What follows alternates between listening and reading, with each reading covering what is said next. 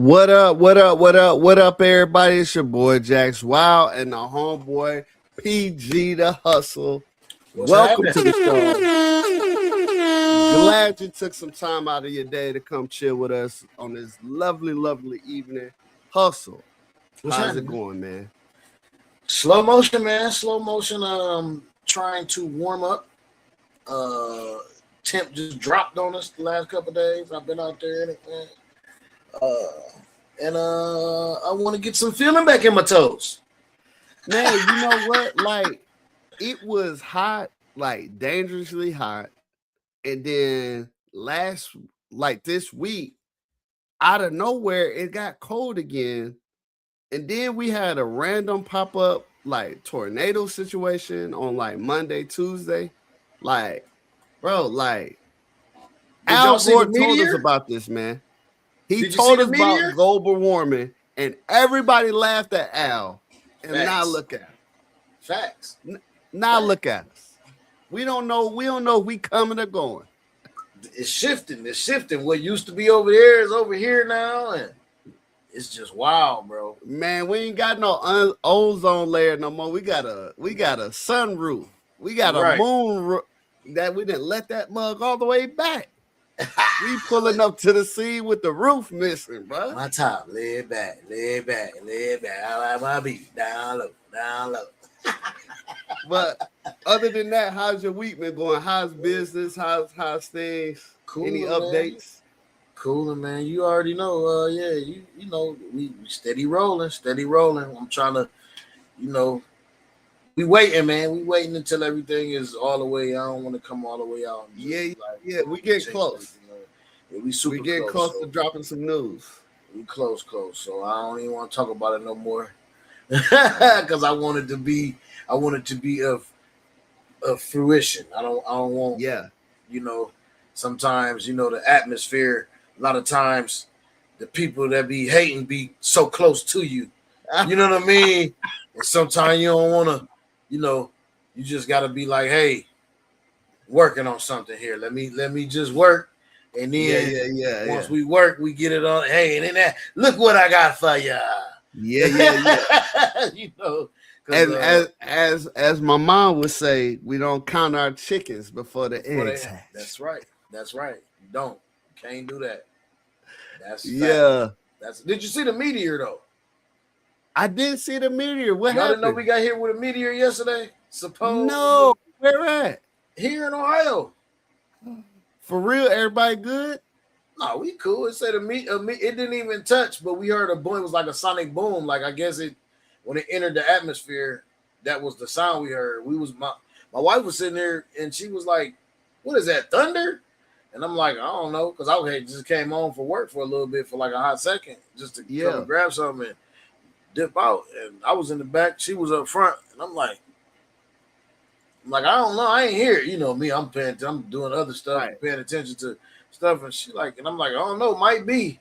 Evidently, that's what it was, though. It was that, and there's video from it. There's video from it. You can see it come down, and like soon as it like enters, you can see it just kind of disintegrate. Wow! But the boom it made, like the noise it made, was ridiculous. They said it was heard from Ohio to Pennsylvania to parts of New York. Dang, that's crazy. So it didn't hit the big house. I mean the horseshoe. No, it didn't hit the shoe. Dang, it's never gonna hit the shoe. It's never going. It knew not to hit the shoe. It was northeastern Ohio, not southern Ohio. Man, hit the shoe, man. No, it's not hitting the shoe. Hit the shoe.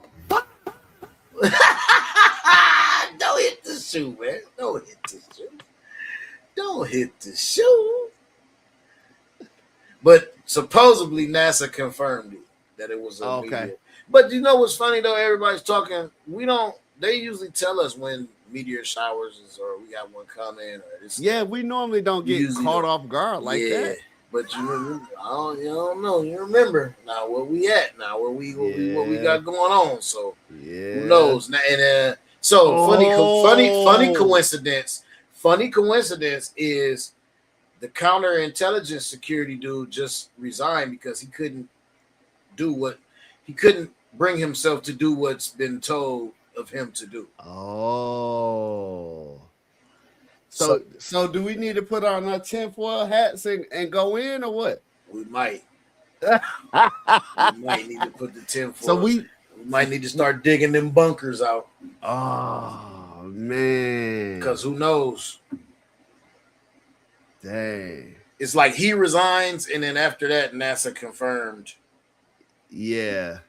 But this is supposed to be the counterintelligence dude. There's nothing to do with space, though. Yeah, it's getting a little fishy out here, huh? It's getting real fishy.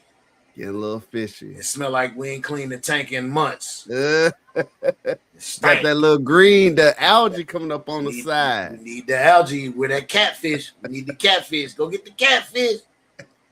And it was what they go. Get the catfish. Might need to get another one because tank kind of murky. That's crazy. Man, that's crazy. For me, man, things have been pretty decent. Okay. Over the last week, we talked about it last week. Tanika graduated, so we went to New Orleans last weekend. This weekend, I'm headed out of town, going to the bowling tournament in Reno. So getting prepared for that. My school, my job, my main job, UNC, they're on spring break this week, so very light in the office. And it's kind of, man, it literally be like a ghost town. Like when there's no kids, like they either all there or nobody there, except us. I mean, we showing up bright and early. So it's crazy. It's crazy. But we were able to I was still able to work over at Duke because they're back. So y'all see some clips of me doing some refereeing over there, which is kind of funny. So go check that out. That's pretty cool. But other than that, how about we take on a topic or two? So I got 3 quick topics for you. We are still in NBA season. And as I was scrolling through the tickety to the talkity, ran across this article, or not really article, but ran across the commissioner talking about a possible expansion. And we're not talking about just Vegas, which has been talked about, or we're not talking about even Vegas, and then they're trying to go back to Seattle. Mm-hmm. But let's see what he's talking about here. Let me get it pulled up. This morning about the NBA possibly expanding into Europe. What can you tell us about that? Well, it's something we've been discussing for a while, and that is having a separate league in Europe. Basketball is the number 2 sport in Europe after soccer, and there's probably 300 million fans. Many of our top players are European. Roughly 15% of the league is European players. So that the quality of basketball is amazingly, high level there. But they're real quick. Do you think it's only 15% European players? I thought it was way more than that. Nah, they got the stats. It's probably 15. Okay. We gotta take account for everybody that's everywhere else too. Oh, okay. Gotcha. Everywhere else, you know what I mean? Gotcha. Commercial success really ever for a league there. Each country has its own leagues. There's something that's pan-European. So we think there's an opportunity to come in, do something pan-European, have franchises in great European capitals like Paris, London, Berlin, Madrid, etc. So the opportunity is there. It's something we're looking very closely at with our owners right now. We've been out in the marketplace talking to some of the well-known soccer clubs who also field basketball teams, some of the biggest sports brands in the world. So there's tremendous interest. So it's something sort of in the next few months we're going to sort out. But I think there's a very good chance we're going to move forward with something there. Your thoughts? I don't know, man. Like I'm all for it, but I think they should collaborate with the European League that's already there. Okay. Instead of like their own monopoly.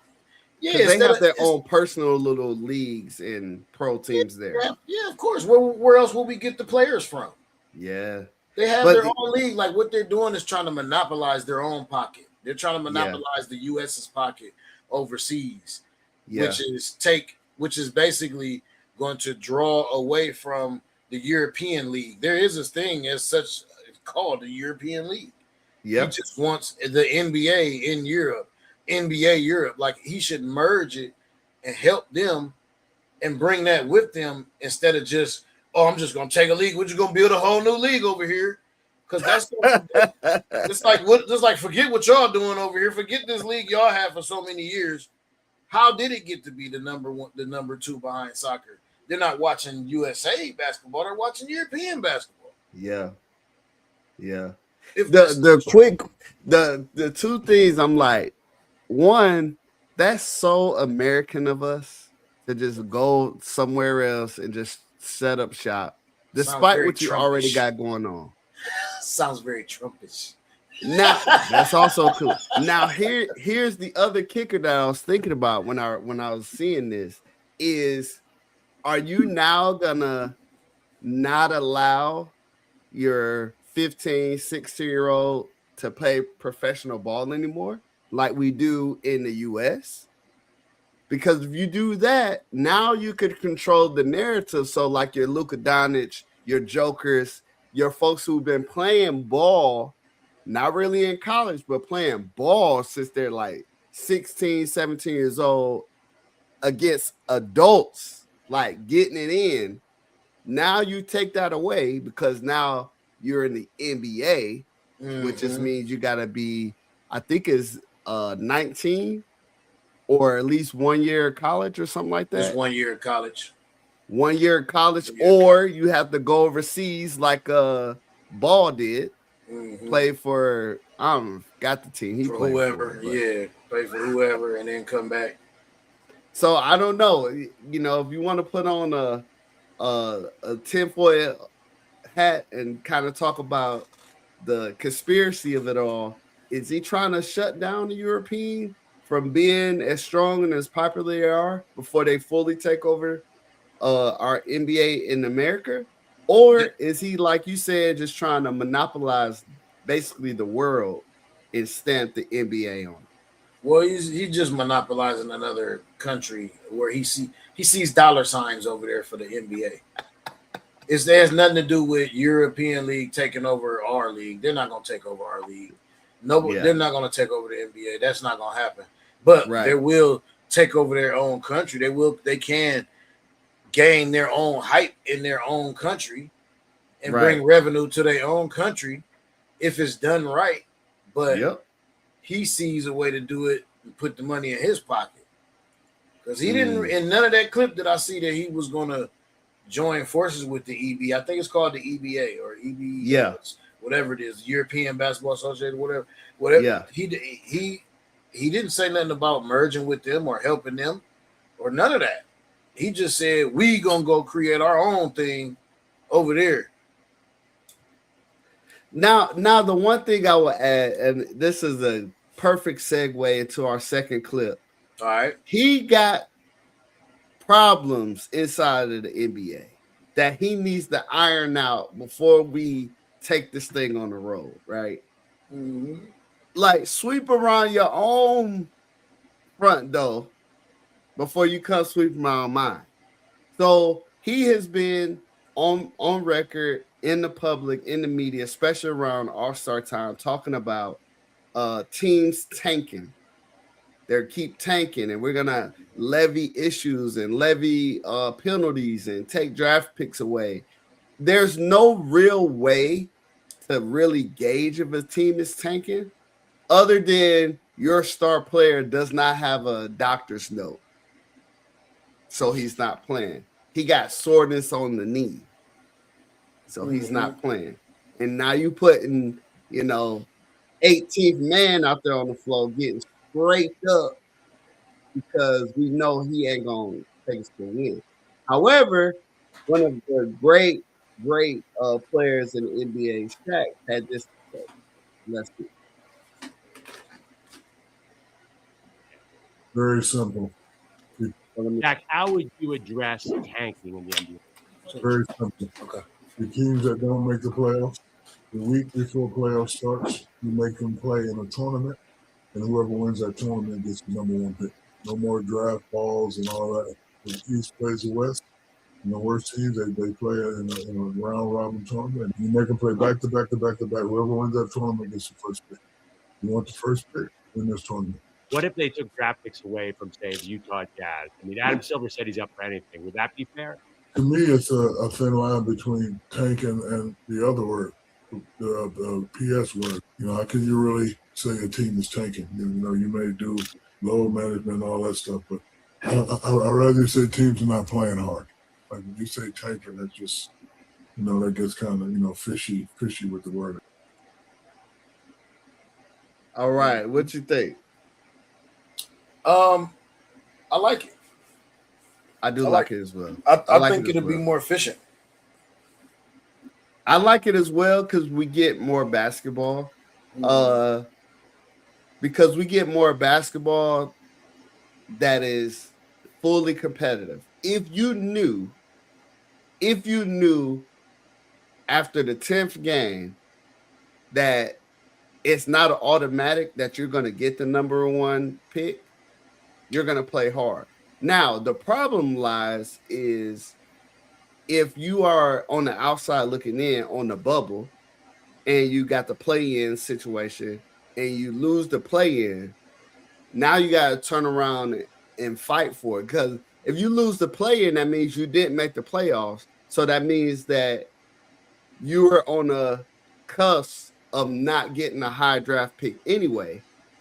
But now you go to the play-in, to the secondary tournament where you got to play as hard as you can to try to get one. So that team that's not very great at the top, that's like in the middle of the pack, I think it can kind of hurt those guys because, you know, and then you got to talk about the markets of the team. So your Bostons versus your Memphis. You got to talk about your LA versus OKC. But you remember, talk about if they're in the playoffs, they're not included in this.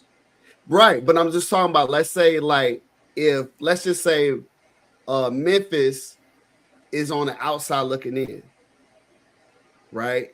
And then they're not able to hey, what's up, man? Drink. If they're not able to what up, my boy? If they're not able to make the playoffs, then they got to roll to this secondary one, and then it's a round robin. So now we playing back to back to back. Right. I like it, but I just think that team in the middle might experience some trouble. We chilling, man. We chilling, man. What's going on with you? We got to get you in here. We got to get you in here live. Yeah. Man. So party game, hit us up. We got to get your story, man. We had you on the docket. You had some situations pop up. Shout out to them. But we need to get you back. The link is still open. Hit it and come on back. So the only thing, so going back to that though, the only thing I definitely agree. The only thing that I think that sounds good, but the only concerns I have, one is, and well, actually two, which is going to back what you were talking about, but I'm gonna go with my first one first. The first concern I have is injuries. Oh yeah, because not only have you just played a whole season, but now you're getting ready to try to turn it up so your team can get a better pick. So now you're going to try to play extra hard, and it's a one and done. Yep. So if y'all then got together as a team and was like, yo, we need this guy, we need this first round pick, let's get it, we gonna win this. Then they're gonna be going hard, but y'all aren't the only ones having that conversation.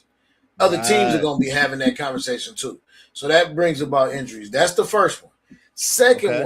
Second observation that I had is that, yeah, this sounds good and all, but we're only talking about the top. Mm-hmm. What about the middles and the bottoms? How do we decide who gets what then? you're still going to have a lottery. You're still going to have some kind of order or a system where those teams that got eliminated from the play-in or whatever you want to call it, technically, whatever we're going to call this thing, the draft in, call it the draft in for lack of better words, because play-in is already taken. Yeah, play-in is already taken. If we say play-in, then we think we talking about the actual play, which we're not. We're talking about the draft in. So the draft in, what about the guys that fought? What about the people that just got blew out, that didn't make it? Now, you mean they just get bottom of the barrel? Like, I mean, but what order does that fall in? Like, we can't just, it has to be some kind of, that's why the lottery is there, because it has to be a toss-up, because every team has to have a spot. You can't just say, okay, the rest of the teams fight for the best person or the best draft pick, and then the rest, well, we don't care about everybody else. That hasn't even been situated yet. The lower team, that has to be situated by who gets what. I wonder if they'll do it like an AAU tournament where if you win, you're number one. If you played the winner, you'll be number 2, 3, 4, 5, 6, and on.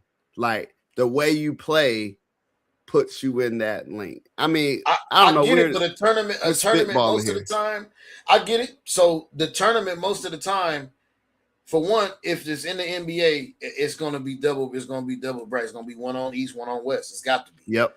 You know what I'm saying? So there are going to be people, or there are going to be teams that fall by the wayside, like get blue. I mean, they might be playing their hardest, but they just ain't got it. They weren't tanking. They just don't have it. They just don't have it. So you mean in theory, they'll never get anybody good. Never. So they'll be stuck at the bottom. Some of those teams, like I said, is in a bad, let's call it, market, because some people don't want to go to Memphis. Some people don't want to go to Canada. Some people don't want to go there. So those teams almost have to get a high draft pick, because whether you want to come here or not, we need to attract revenue. Yeah, we got to get you. We got to put butts in because you're not going to be able to get nobody just off the street in a free agency. We can have all the money in the world in Canada. We could be swimming like Scrooge McDuck. I ain't going. Udonis Haslem was the last great walk-on. Who was? Udonis Haslem was the last great walk-on. Yeah. I ain't seen one since. Man, you seen Leonard went there for a year, won a chip, and got up out of there? Got out of Canada. Got up out of there. Out of Canada. Thank you. All right. Our last little topic here before we bring our guests on. This is a doozy. This is a doozy. So we'll talk about this. I'm just gonna play it, and then we'll get into it. All right, let's get it. This is our head Seth. He is the what is his name? What is he? Pete Hegseth. Yeah. What is Hegseth, babe? Ain't he the defense? Something thing. Head of the defense. Yeah. All right, here you go. He had great words to say about the Straits of Hormuz. Iran not do that. The only thing prohibiting transit in the Straits right now is Iran at shipping. It is open for transit should Iran not do that. All right, it's open. He is saying, so if you've been under a rock, guys, I'm gonna put it up real quick. The Strait of Hormuz. All right, let's see here. Let me share this tab. All right, here we go. Quick little history lesson here. This is that little section right there, that little loop-de-loop right here in this sector. It's the Horn of Hespeth. right? The Strait of Hormuz. You must get products through the shipping lanes through this area in order to make money, right? You got all these people coming out of there. You know, they got contracts with the US, they got contracts with Europe and other parts of the world, but they gotta get it through this little horn here.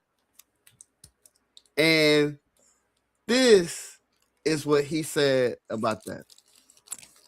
Hold on. It is open for transit should Iran not do that. The only thing prohibiting transit in the Straits right now is Iran shooting at shipping. It is open for transit should Iran not do that. Just ridiculous. How we shouldn't say stupid. We shouldn't say that. But really, how dumb can we really be? Incompetent is a smarter word. What is he talking about? Why would he go on the public and say that? Like, really, dude? Like, okay, there's a war going on, there's fighting going on.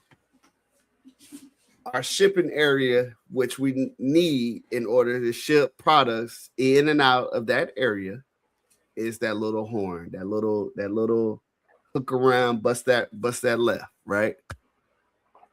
They're fighting and they're shooting at the shipping containers that are being shipped. They're shooting rockets at it. So, yes, sir, it's not closed. However, sir, if you want to make it there and back alive, you probably don't want to go there right now. So it is closed in theory. Is it not possible? Is it closed? Well, I mean, I get it's open, but it's closed. No, it's closed. It's closed. But this is what the administration does. This is what this administration does, man. I'm like, this is it. I'm just baffled. Well, I think we talked about this before. I'm just baffled and wonder when people gonna stop believing the lies. Yeah. When people are just gonna be like, hey, everything this man says, or anybody that under him, anybody he directs to say things is a load of crap. It's full of crap. Full of colostomy bag. Because the thing is this. So last week before the students went on spring break, I ask them random questions all the time because they use it so fluently, and they use this word gaslight. And I was like, I hear it all the time, but I said, I'll be honest with y'all. That's not a word I kind of grew up with. So I don't know. No, we didn't. And y'all use it so often. Can somebody explain it? This is the literal definition of gaslight. No, it's not closed. You might get shot up, but it's not closed. Go on over there. That is gaslighting. Would you agree? A form of it, yeah. A form of it. Definitely. Most definitely. Like, brother, please give me a break, man. Yeah. But I don't know. That's the administration, man. That concludes Hot Topics for today. Yeah. We got sponsors. We are sponsored by W Energy. Can you talk to us about W? Hey, man, no jitters, all focus, all natural. Go get you a can, man, for real. Look at this thing. It looks nice. Beautiful. It tastes even better. We took a spin we took a spin through the website a couple episodes back. So many new flavors. New ones added daily. Matter of fact, I am going to grab my next one that I'm going to do is the milk one. Like I said, like I was saying. Oh, okay. Cookies and cream. Yeah, I want to try that one because I had the sample and I liked it. You like it? Yeah, when they sent me out my stuff, they sent me some samples and stuff. And you ran it with the milk or you ran it with the water? No, milk. You gotta those you go with milk. Those you gotta do the milk. Yeah, that because it's a milkshake. It's a milkshake. Okay. Yeah, the other ones is just energy drink. Regular these regular ones are energy drink, just regular just regular energy drink. It's like juice. Okay. It tastes. It's not carbonated. This one is push and punch. So this one's like fruit punch. Okay. And I put ice in it, my shaker, shake it up on the go, out the door, going to work, and focus all day. No jitters. My numbers ain't off. Yeah. You know what I mean? That's And no important. crash either. Like no crash because it's natural. It's like having a cup of coffee. Honestly, you know what I'm saying? Because it's the coffee bean fruit extract that's used. So shout out to W Energy for sponsoring the show. If you would like to get some, go ahead and get some at PG the Hustler for 10% off your entire cart. 10% off full cart. Your entire cart. So fill it up. And then roll over to our website, Black Money Media live.com. Hit that hamburger stack, you feel me? And get over to the Redeployment Podcast and get you a t-shirt, get you a hoodie. You know that code circle back on us. So I hope you ain't put no hoodies back up. Right. You remember, did y'all ever do that? We used to have summer clothes and winter clothes. I remember that. Put them up in the attic. Yep. And then you go in it. Now, in theory, you probably outgrew those clothes, right? Sometimes you did. Yeah, you did. You might put that jacket on and them wrists was exposed. My wrist gonna freeze. Bro, you go in there to get your blood pressure ran. They like, don't worry about taking that off. I can get all that. We got it right here. No need to lift your sleeve, sir. We got it right here. We got it right here. So please go check out. Get you some goods there. We also got some other things on the horizon. We got the relaunching, the rebranding, if you will, of Elbow Grease. It's still out. He's still making it. Still coming out. So, and then we got just our other shows as well. Like we got other shows. That's Real out. Game No Gimmick podcast, Hotter Shots podcast. Hotter Shots show. Okay. It's a trivia show. It's basically like a fun trivia show. Teams. And we just have fun. If you miss the answer, you take a shot or you eat something hot. But the trick is, whoever chooses, both partners have to do it. There is no, I'm going to take a shot, I'm going to eat the hot wing or take a hot. The sauces are usually like diabolical. We have them labeled, like we have one, you got to take a waiver, you got to sign with one. Waiver, atomic joints. That sounds fun. I got to watch that show. Yeah, it gets crazy. Y'all shoot it live or y'all shoot it? We do a live version, but we're getting ready to put it out show style. So we got a brand new venue that we're getting ready to shoot. We're actually trying to order. I had a wedding this past week, but I had a wedding to go to. We're trying to film this week, but we're going to probably be filming next week or the week after. So it will be coming soon, like the first official show. We did a test run a couple weeks ago. Actually last month we did a test run and it worked out perfect. Clips of that is up now. Man, it's just fun. It's just fun. Like we just having fun with this, man. We just having fun with making content and making stuff, new things that people want to see. You know what I'm saying? Yeah. Stuff that people like, have fun watching. So have fun playing along with us. You know what I mean? Yes, sir. And if you want to catch me, my show, I got 3,000 questions with your boy Jax. I got just random, just content going crazy. So hit us up, man, and plug in with us. But without any further to do, nothing more to talk about, we got an amazing guest today. She is coming in, born in Detroit, Michigan. She is she's in Columbia, Tennessee. This is my mother. Say hello to Madre. Hey. Welcome. Hey. Welcome to the show. Let's get you some applause. There you go. Okay. So, just tell us a little about yourself. Just introduce yourself and go right on in. First, I know Hot Topics is over, but I was sitting up here in the green room. I'm like tripping, and I gotta respond. Okay. To a couple things. Well, one was you talking about going to where you going to Vegas, Reno? Okay, go back. We had blanked out for a second. Oh, okay. Hustle, you still with us? Yeah, I'm here. Yeah. All right, go back. So tell us, start over.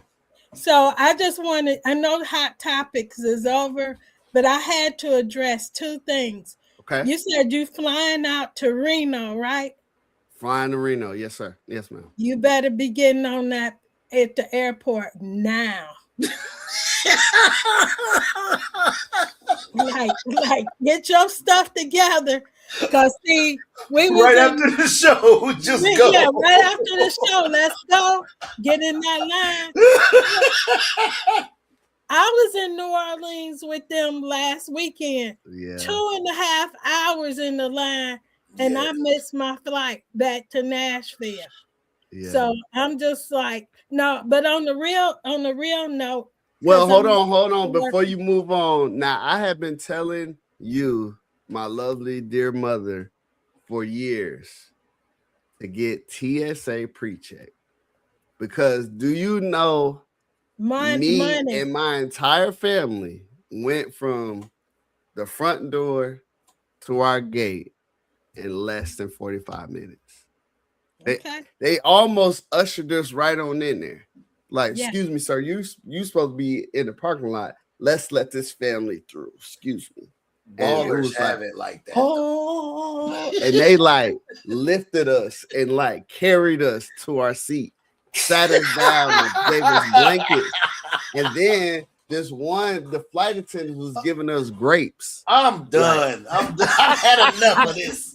It's $89 and it works for 5 years.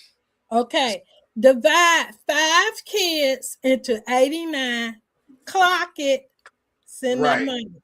Clock it. Send that money. She hit you with it. Send that money.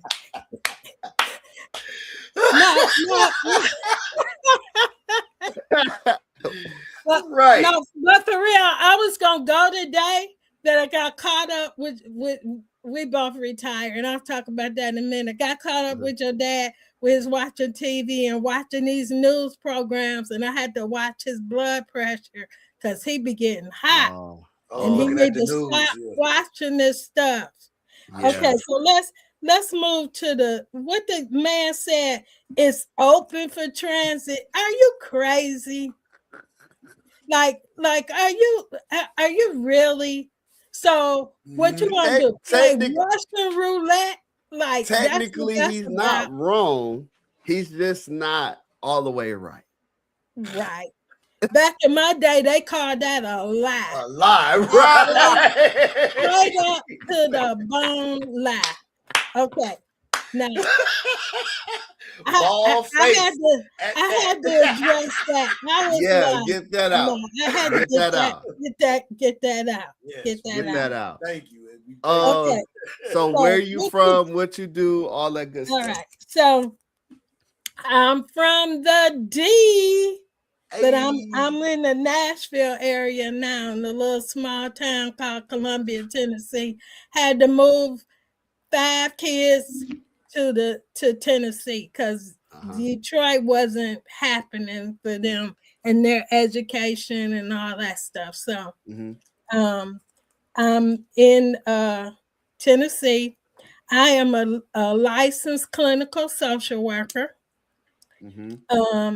I retired in December and will start a new job on April the 6th. Let me tell you, I've been home for 90 days and it ain't hitting it. It ain't for you? It ain't for me. So retirement life, coming home, doing some little here, a little there, a little gardening, No. fixing the place up, No. repainting, remodeling, none of that for you? I'm not domestic, and I'm not for all this cleaning and gardening and all that stuff. Not for me. Not for me. Wow. Okay. So I am going to be going back to work. Okay. I have worked for 52 years, and one of the things that I'm going to be doing is I'm a licensed clinical social worker, so I'm going to be doing some therapy with some folks.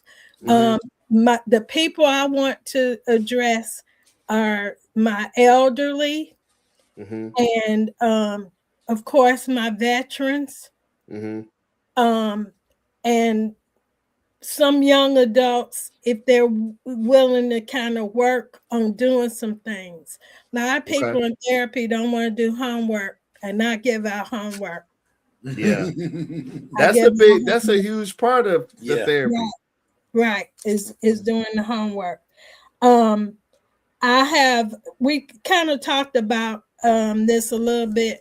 I've worked with veterans in probably every job that I've had, and I pulled up my resume, and just to give you a little idea, I've worked in a medical center, I've worked at the VA, and we're going to talk about that for a minute. I worked this is all hospitals. I worked with hospice compassion, and I was a hospice social worker, and I worked very closely with the VSO, the Veteran Service Officer. We was like thick as thieves. And it hurts my heart. He was killed in a motor vehicle accident, but we were tight. I've worked again with the elderly, done some home health. I had Real Talk Counseling, which was a private practice. So I saw people there. I've worked at Rolling Hills Hospital, which is a psychiatric facility. I've worked at state of Tennessee for probation and parole. Oh, wow. Okay. I've also owned Grandma's Place, which was very dear to my heart. That was a daycare, and I started trying to do 24 hours, and it kind of didn't work because people didn't want to pay. But the idea itself is very good. Yeah, the idea itself is excellent. It's because I've seen people at Walmart's at 11, 12 when they used to be open 24 hours a day. And I often wondered how many of those kids was at home with nobody to care for them. A lot of them. A lot of them. So that's kind of, and if I could touch, this is a safe space, right? Of course. I did work for the VA, and I'm not going to say which location I was at, but I will tell you I left there and I was making bank some years ago, $99,000 a year. Whoa! And I worked 7 months, and then I walked away from it. And I'm gonna tell you why. I had veterans, homeless veterans, that would come in there and they had nothing to eat. And I'm the social worker, right? And we got a refrigerator in the back, and they have boxes. And do you know, I used to take a tray or anything that was kind of big and hold a box up under it so I could sneak it out to that veteran in the lobby. Because he's coming here too much for too many boxes. Ah, brother. Had another incident where I had a veteran, and she was been homeless, and she been coming in the lobby, and I worked overnights. So she would come in the lobby, and the security would want to kick her out. So so many times I would say, look, sit in this corner. Don't bother nobody. And in the morning, I got you a bus ticket. I think she was going to Chicago. I got you a bus ticket going to Chicago, worked it out. But you gonna have to, they don't want you in this building. So you just have to sit tight. Don't bother nobody. That woman was sitting there, I never will forget it, sitting there with her Bible in hand, just sitting there reading in the corner, waiting for the morning to come so I could get her to get her bus ticket from the shelter. Wow. The Nashville mission. And security threw that woman out. Man. I kept saying, she not bothering. No, she ain't supposed to be on the premises. She ain't supposed to be on the premises. And so many things happen. I could talk all night. Yeah. But the main thing that made me say, I'm out, was when a woman came for dialysis and she went to the cafeteria and she stole a veteran. She stole a biscuit. And they was going to arrest her and take her down to the federal building. A biscuit? A biscuit. A biscuit? Like, wait. So we talk about like just regular biscuit. It wasn't nothing on it, or like a sausage biscuit, sausage, egg, and cheese. Took a plain biscuit. Oh no, that's I went off so bad they could hear me in the ER because that's where I worked at. And some of the staff came and they said, don't worry about it, this and that. I said, you know what? I got to go. Yeah. I was getting good money. Now, had I had my kids at home, maybe I would have tried to work it out. But all my kids is grown and gone. Right. So wasn't nothing holding you there. Wasn't nothing holding me there. You couldn't have that on your conscience knowing you was working I with could people not. like that. And when I came home and I told my husband, I said, I just cannot. He said, leave, you're not happy. You know, God has always taken care of us, so we would be all right. Right.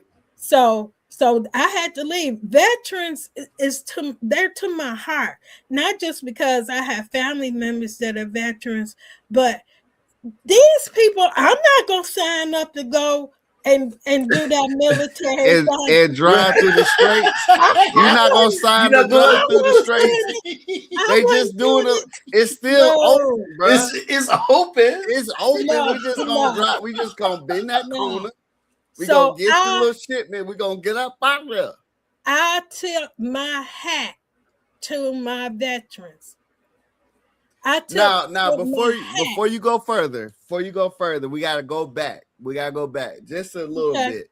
I want you to take us back to 2002, where you got the word that I was going to the military. Can you tell the folks what that? Boy, he trying to get. Yeah, he caught you off guard because he didn't tell you nothing about that, did he? No, he didn't. No, this is the show, because we gotta hear from perspective when you're about to send your kids off to the military. We got these parents out here got to hear this. So you tell us, give us some advice.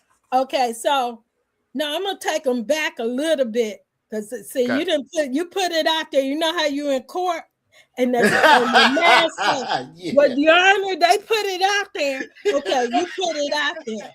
So this young man, third grade, bro. We about to go to third grade. No, we. Oh, you want to? Okay. No.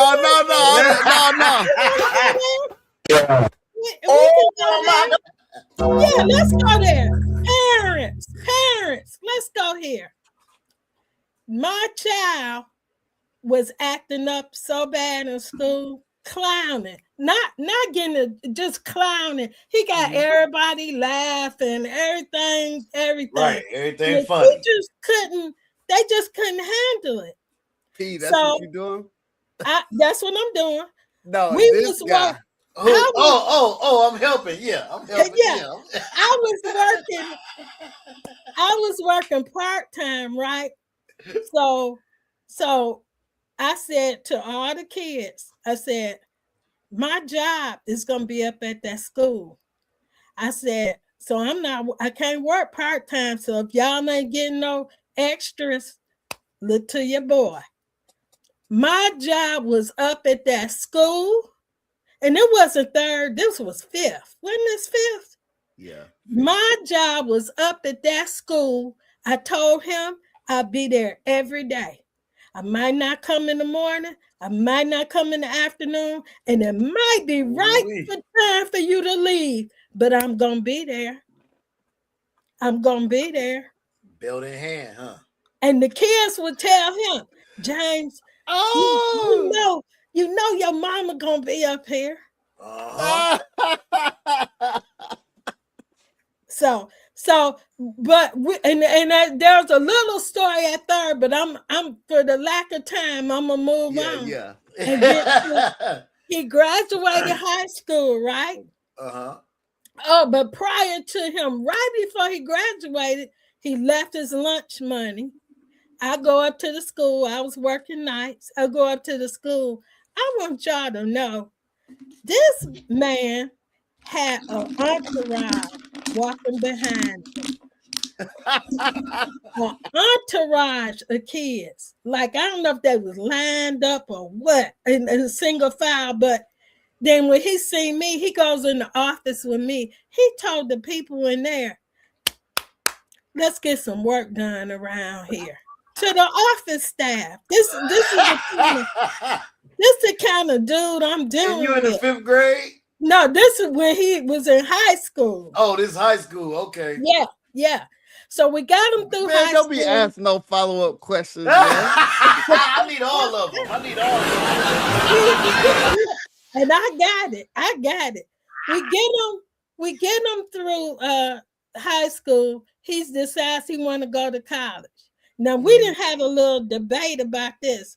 He says it was 2. I said it was 3, but maybe it was just a 2. We done paid, put him in an apartment at Vol State. Then that didn't work out. Then we done paid and put him in a house with 3 other dudes, paying the rent and all of that. He just wasn't getting it. I don't know if it was them girls, them hanging out. This boy wore a red suit to one of the proms. So if that tell you anything about him. He thought, it tells me everything. He was the thing. Tells me everything. Uh-huh. His dad said, young man, you got 2 choices. You're going to get a full-time job or you're going to the military like I went to the military. Mm-hmm. He signed up for the Air Force.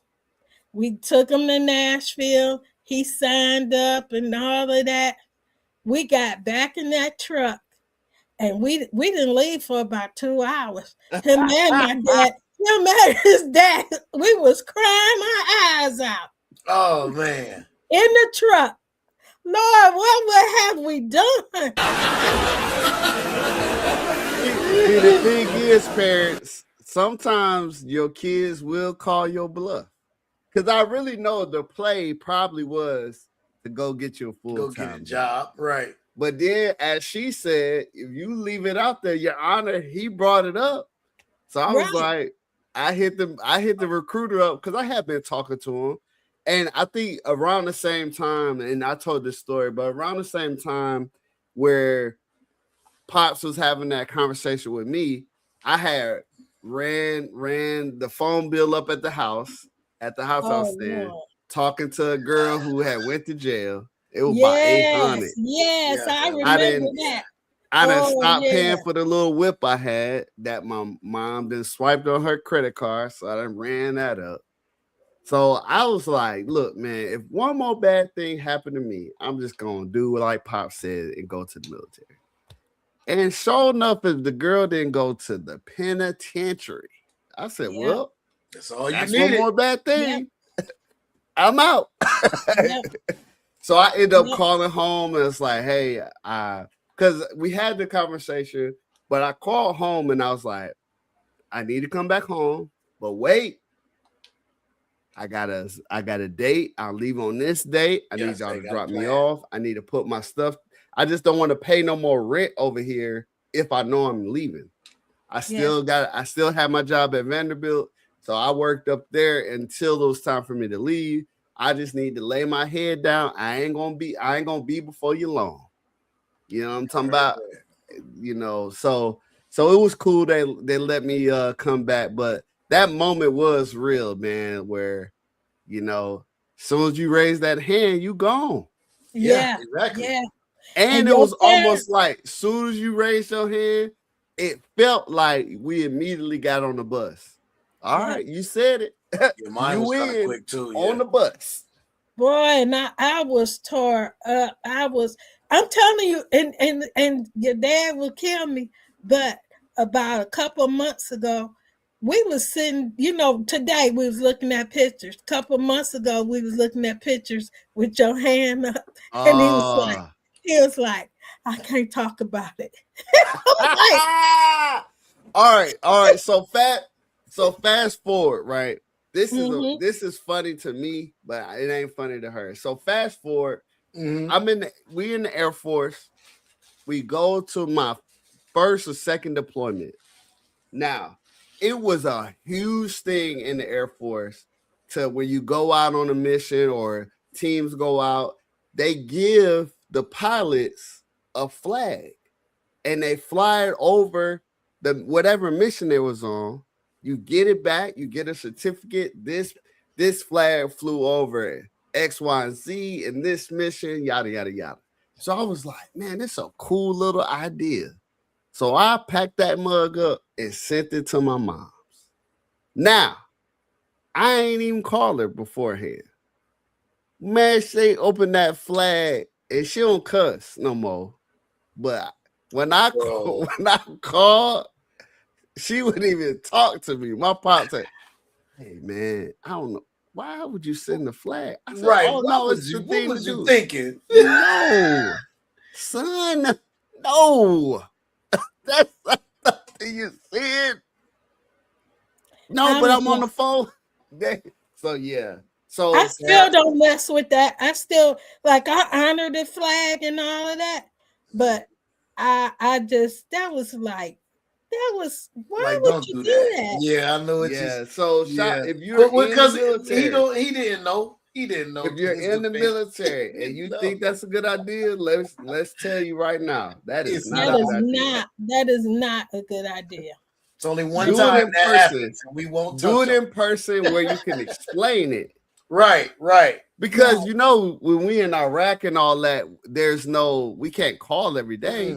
Right. So but yeah, so okay, so went through the military, you got all your master's degrees and all those degrees, and then you got a doctorate. Can you talk us through the doctorate process and why you decided to go that far? So in counseling, you have to meet people where they're at. So a lot of people don't have, they're not Christians, or they don't believe in the Lord or whatever.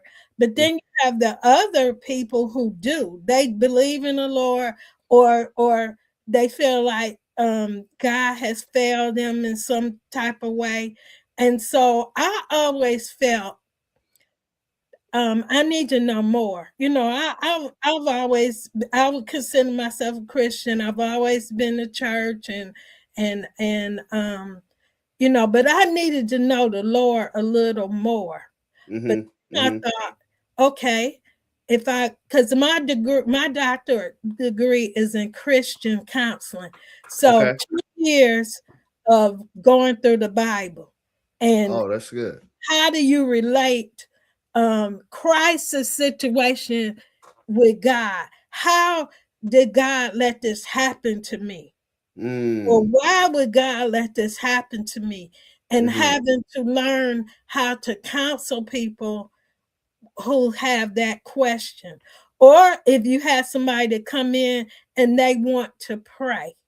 Okay. How do you pray?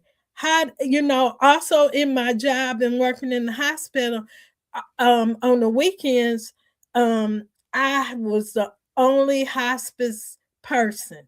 The palliative care people weren't there. No other social workers was there. I was that weekend person. And so a lot of times I had to go up to critical care, and you go in, you got a room full of people needing to pray for their loved ones. How do you pray? How do you pray? If you pray, Lord, heal this person, that might be what you want to say. But when somebody's in critical care and you got a family, the most you might want to say is, Lord, help them to accept your will. What's your will? You never say, Lord, heal this person, because we don't know. And we're all going. I hate to think about it, but we're all going. And so you got to be cognizant of people and the people you're around. And so that's why I basically wanted to do it for myself, to learn the Bible more, or other interpretations of the Bible. And I tell you what, when I was in my program, everybody, and I don't know if this is political correct or not, but this is a safe space. Everybody in my program was a Republican, and they were rah-rah for Trump. And I was the total opposite. So we had some thoughts about that, and they were taking a trip and going to Washington. This was the first time he was in there. And I was like, no, I'm not buying that ticket. They was going on the bus and all that. So that was issue there as well. But when I see people I want it to be a safe space, and if they want to pray, let's pray. If they want me to hold their hand, we can hold hands, And again, I needed more to be the best counselor I could be. That's awesome. So that segue into you being a social worker, and then elevating that into a counselor, and then elevating that to Christian counseling. So now I feel like you can pretty much tap all areas of a person's needs. Very throw case management in that little scenario. Case management too. Yep. Yeah. I am very well-rounded.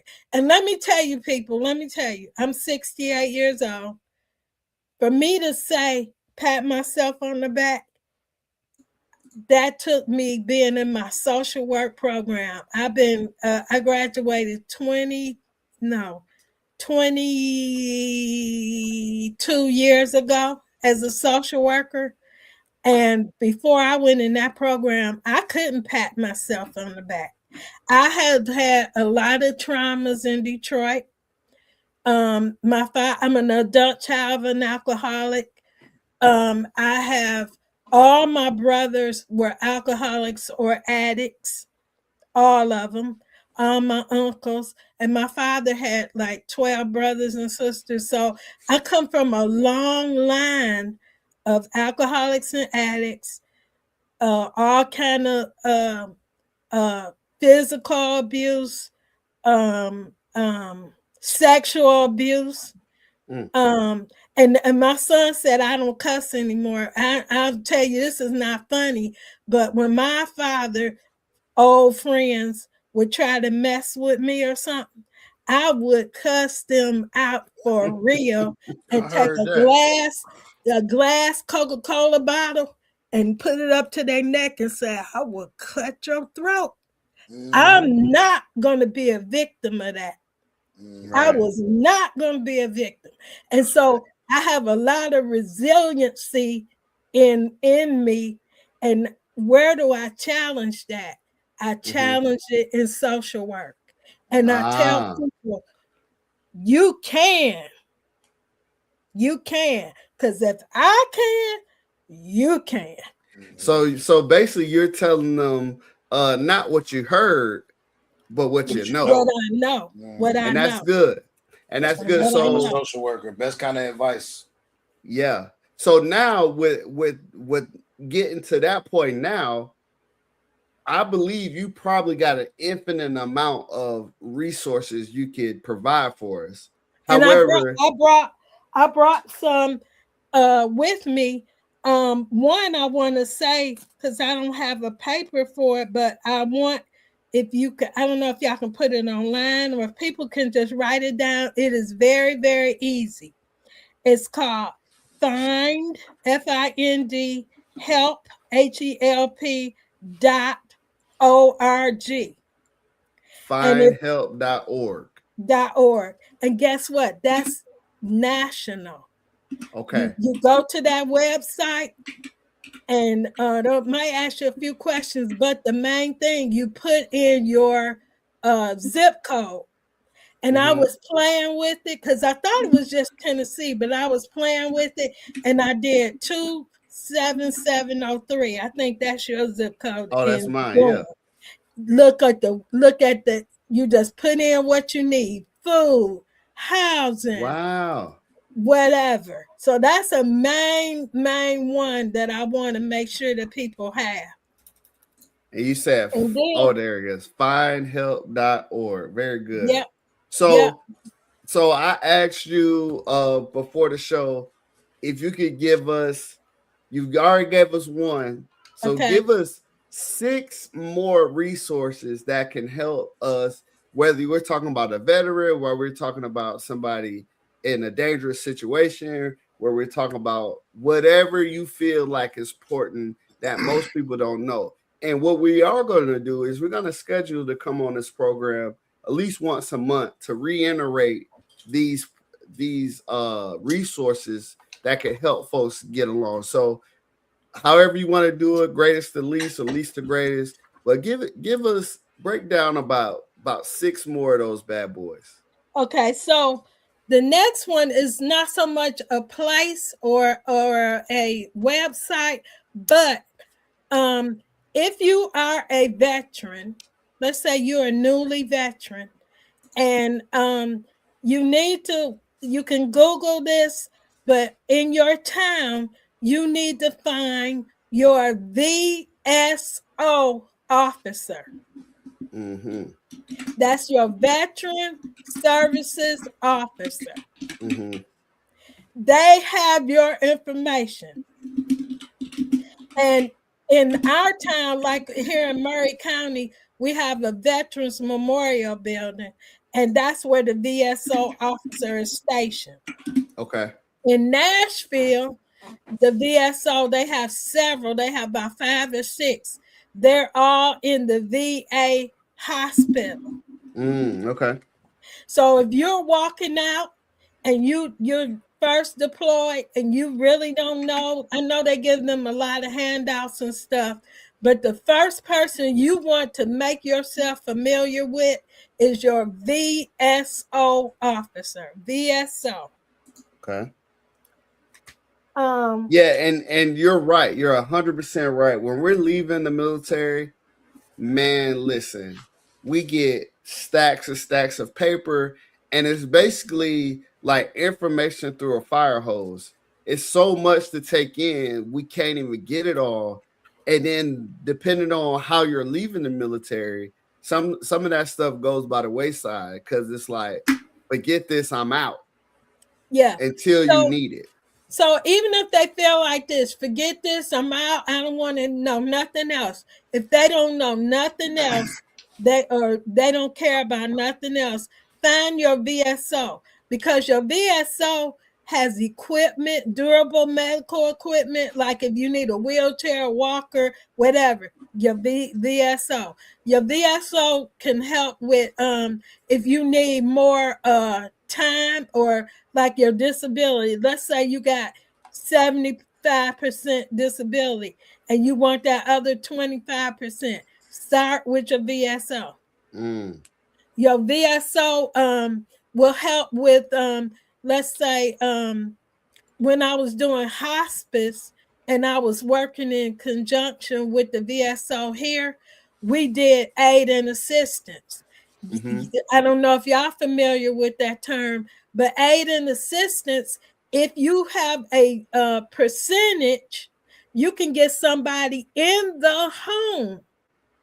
You fill out the aid and assistance paperwork, and then I get so excited about resources, man. I see you about to explode over there. Calm down. Calm down. Take a breath. But you know, in hospice, I've had where I went in the home. I'm the hospice social worker, and the patient was a veteran. So the VSO, I would hook him up with the VSO, and they would get him aid and assistance or help navigate. See, with the veteran system, which I had to learn, the VA, the veterans is a whole system by itself. It's like, you know, even in the VA, you know what they talk. If you work in the hospital, they call the regular people the community. Oh, you can go to a community doctor. I heard that just the other day when I was at the VA. They're called community. So the VSO, that's two. Okay, so that's two. There's another organization, and we have one right here in my town. I when I saw patients in the hospital, I made out a sheet, and I put the VSO and their phone numbers and stuff. And then I also put Operation Stand Down. Have y'all heard that term? I haven't heard that. Y'all are veterans. Come on. That's why we got you. That's why we got you on, so we can. That's a resource for all veterans. Type in Operation Stand Down. Okay. And they should be worldwide. Okay. Now veterans can get their cars repaired. And I don't know if this is local to Tennessee, but I'm going to give you the website. It's a long one. It's called Working Cars or WorkingFamilies.org. Working Cars or WorkingFamilies.org. That's a good one. Now, is that for the number 4 or FOR? FOR. Okay. And then let's see. Catholic Charities. Catholic Charities. Now, the only one I have is Catholic Charities of Tennessee. But there, and I can give you, let me go ahead and give you that phone number. And then if it's in your state or your area, they can help, they can direct you. That's a 615 area code 352 3087.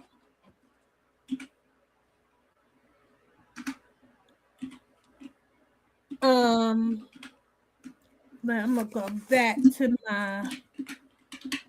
This is good. I have tons. I'm just trying to. Here's a good one. Okay, veterans can get home loans and housing assistance grants. Okay. And this is a very long website, so y'all just kind of work with me. It's HTTPS semicolon, and then the 2 //. Then you got www.va.gov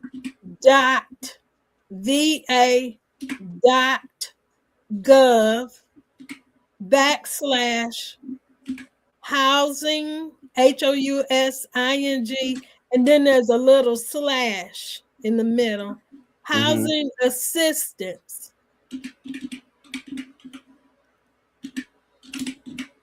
And then it says it's the number sign. And it says how, HOW, a little sign, a little slash, do, and then another slash, I, and then another slash, get, and then another slash, help. Okay. So, but it's va.gov if you want to try just looking on that. They have all kind of different loan types. Then here's a big one that can I get VA financial counseling to help avoid foreclosure? If you're a veteran or a surviving spouse of a veteran, will provide counseling even if your loan isn't a VA direct or a VA backed loan. Okay. And I have that website, which is HTTPS, and then the backslash, semicolon, 2 backslashes, www.va.gov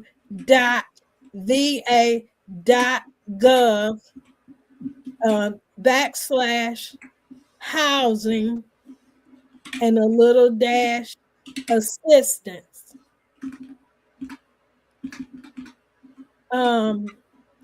There's also the U.S. Department of Housing and Urban Development, and I have a phone number for that. Okay. That's 888-995-4673.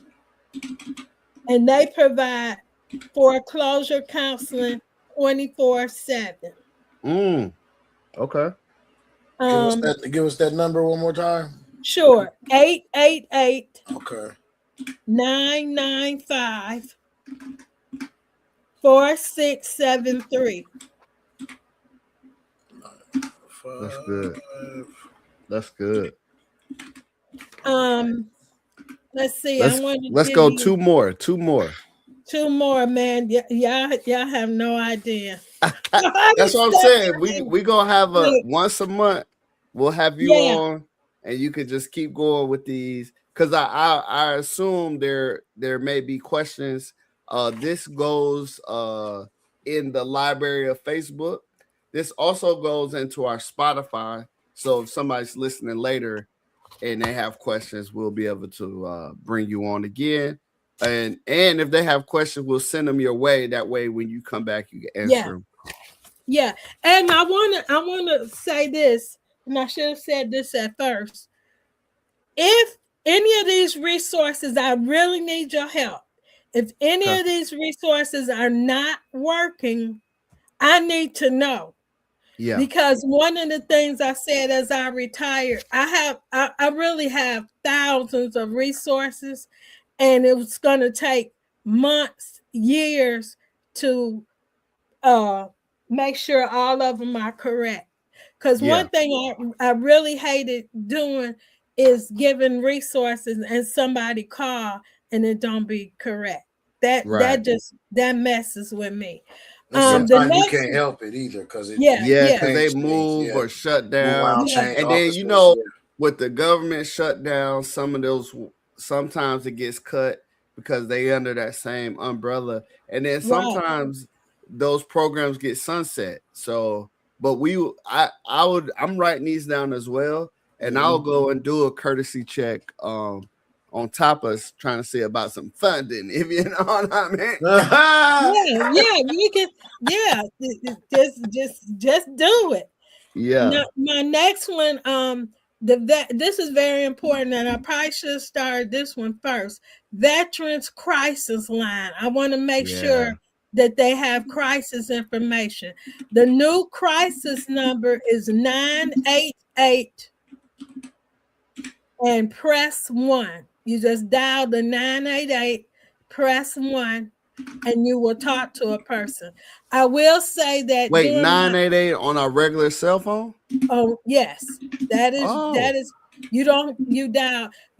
For a regular emergency is 911. Oh. But for a veteran, it's 988. Wow. Now that might be the I didn't know that was a thing. To tell you the 100% for a while. You knew about that? Yeah. About the crisis line? What? Yeah. Now, what I want to say about the crisis line, I take a lot of pride in one of my jobs when I was in the emergency room at the VA was to take crisis calls. And I'm telling you, you have to love this work to do that. Because you could be faced with a veteran, and I've had on many occasions where they say, I'm going to do it. I'm going to do it. And I say, you tell them your name, you try to get as much information from them as you can, and you get them to talk to you. If you talk to somebody about suicide, it will not make them commit suicide. That's one understanding. You have to talk to them and you have to get the information. And if they have a plan, so what we had to do was get somebody else while you're talking to them. And if you can I'm looking in the VA system and finding their address if they don't give it to me, and trying to get somebody there while you got them on the phone. Oh, okay. So that's a skill you have to, and I'm a talker. So and people find me approachable. Right. And so I'm able to keep them on the phone. And I remember one night, before I went home, they brought in a guy. They went and got him, brought him in, and I introduced myself. He was so mad at me. And I said, you know what? I'm so glad you're mad at me because you're still alive. Right. Oh, because you was able to get his address and get somebody there. Yeah. Oh, that's cool. Okay. Saved his life. Wow. So you can start a live chat if they go to veteranCrisisLine.net. That's VETERANS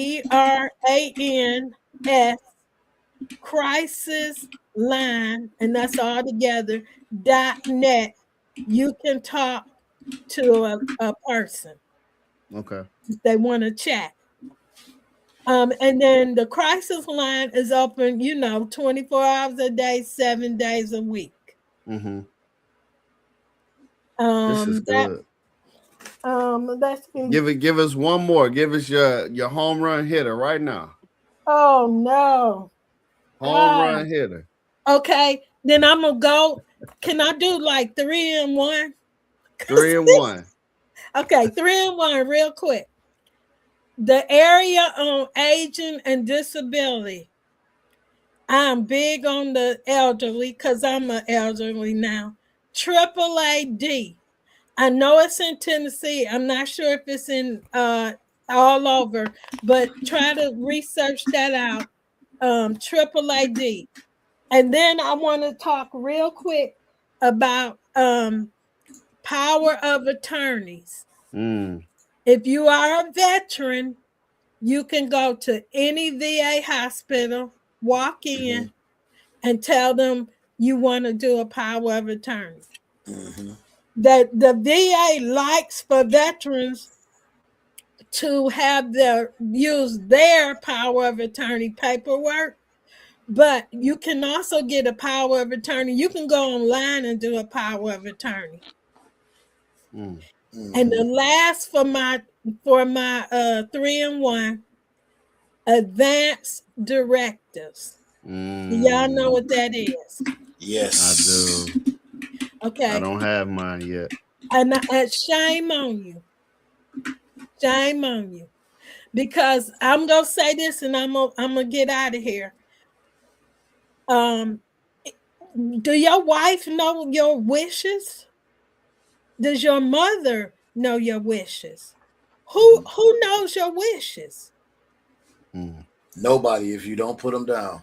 If you don't put them down, they don't know your wishes. They don't know your wishes. I've been in the CCU so many times. I've been to people when they're doing CPR and then somebody runs in, Daddy didn't want CPR. My own story, and these papers are so important. I had to rush to Michigan. My mother was dying, and they said she wouldn't make it through the night. I had been to Detroit so many times. We did the advance directive. She did not want to be CPR. She didn't want it. And she had her wishes, and her doctor knew it. When she was going out, taking that last breath, this girl went hysterical. Help her! Help her! Somebody help her! And they didn't. They just tried to calm me down. And I knew she had advanced directive. Oh, wow. That's good. I went with her to get it done. Yeah. Dang. And when the time came, it still don't. Yeah. Still don't. Yeah. But that's much better than not having it at all, and then not Right. everybody's confused. Right. And everybody, so. Right. And it's important because I've had one of my children, I won't name them, but I had a child who said, if they don't do CPR, they're gonna have trouble. Well, in our paperwork, and I've talked to you, James, if I'm not gonna be good, what you bringing me back for? Yeah. And I know I had a 3-1, 4-1, and I promise. if you have children out there, if you have what? Children. Okay. And something happened to you. Who's taking care of your children? Yeah. That part. Yeah. Because if you don't make a decision, they're going in the state. Yeah. Lord. Yeah, so I know this is heavy. This stuff is heavy. And when I get, this is the heavier stuff, but I had to throw it in. I have so much in me. When I retired, I said, what am I going to do with all this stuff in me? Well, we got a spot for you once a month. You come, you pull up. We're going to do something with it. We got to do something with it. We're going to get as much information out of you as we can. But before we give you the full floor and you still got the juices flowing, we're going to hit this randomizer and you're going to answer number 2909 out of you hit it already? Yep, 2909. 2909. Okay. And it says, hold on, let me get it. 29. This could be heavy, it could be light. I hope it's light because you hit us with some heavy. I hope it is light. All right, this is light. Do you shout out answers at the TV when watching quiz shows? Oh boy, listen. You already know the answer to that. You already know. Why did you do that? You know that wasn't right. Or on the Wheel of Fortune. See, I told you. 2950. So shout out to you for that question. That's 2909. Do you shout out the answers? Yes. Leave it in the comments. Leave your favorite number as well. But Mom, we really, really, really appreciate you coming out. We thank you for taking the call, taking it last minute. I hit you up literally this morning. We just started our second season. Our first season was directed mostly towards straight veterans, but when we went and looked, we found more avenues by talking to people outside of the veteran network that actually helps the veteran network, or that just have questions. So we really appreciate you taking the call and This this was, in I our love second it season. so much. So what we're gonna do right now, we're gonna give you the floor, and you can plug in. You got we got 30 seconds now. Oh Lord, you know I can't do nothing in no 30 seconds. Okay, we'll give you 1 minute. 1 minute now. To what am I saying? Oh, they ready to play the game. All right. You got 1 minute, and you just plug in yourself, plug in where they can find you. Okay. Any last rounds you want, save rounds you want to get off, and then we're gonna get up out of here. Okay. So floor is yours, Debra Elaine Jacks. You forgot the doctor. Dr. Debra. Don't ever forget the doctor. You know I'm not like that. Look, this has been a joy. Anytime I can share resources and help people, that's me. And you just have to know your calling. You know, my mother-in-law used to tell me all the time, know your calling, know your niche. And I found mine. Mine is giving a resource to people, sharing information, just help somebody if you can, because you never know. So that's just my main thing. I just want to help, and it now have the space to do it as a semi-retired person. So yeah. All right. Well, if that is gonna be all, we thank you for pulling up. PG, do you have any closing comments? No, I cannot follow that. I'm clocking this, clocking it. Bro, stop doing that. I'm just learning this, boy. Clock it. All right. Hey, y'all. We thank y'all for pulling up. We thank y'all for coming to the show. Most definitely. Search up Debra E. Jacks in Facebook. You'll see her stuff there. We have her email that we will also tag in this show.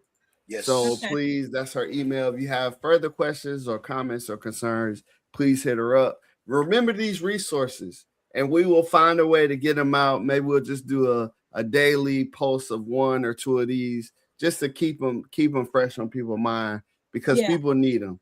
She wouldn't be talking about this if it didn't really happen. And so without any further ado, look, this has been a great show.